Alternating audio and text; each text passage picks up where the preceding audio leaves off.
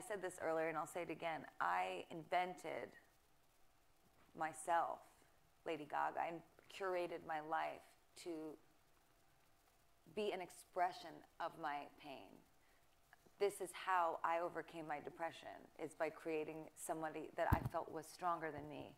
But once I went through all sorts of changes, my career taking off, becoming more isolated, you know, nothing was able to fix how I was genetically made. I was born this way. So how do we now, knowing all of that, no matter how much success you have, no matter how many opportunities, fame, fortune, no matter how many people accept you to your face, the person that really needs to accept you is you. And that's why we're here today, is we're going to talk about why it's important to accept yourself, why it's important to empower yourself, and why it's important that emotional intelligence is taken seriously. And I really loved what the Chancellor said. She said, we can't only have an academic standard. We have to have an emotional and a social standard. I took notes at Yale. Is that I realized that part of my identity is saying no to things I don't want to do.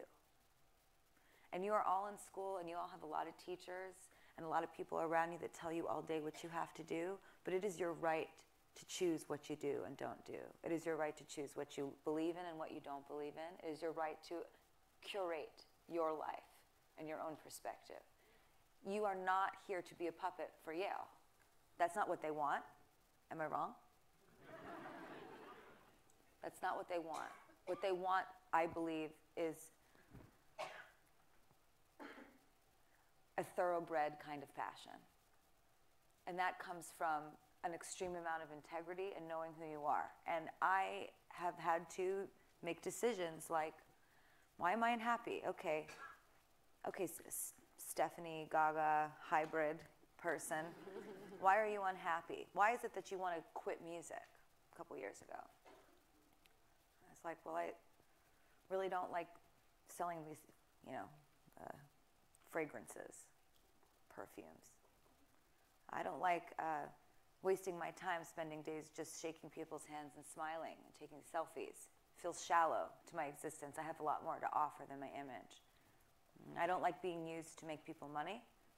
I feel sad when I'm overworked and that I've just become a money-making machine and that my passion and my creativity take a back seat. That makes me unhappy. So what did I do? I started to say no. I'm not doing that.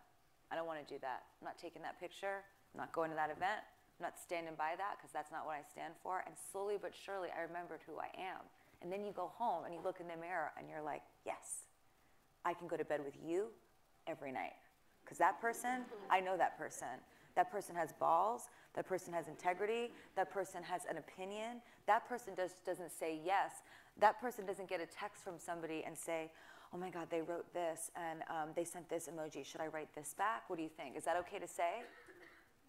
Are they going to like me if I say that? Should I say something different? This is the age that we live in. We're not actually communicating with each other. We are unconsciously communicating lies. I want to explode that today and break that with all of you as much as possible. And hello?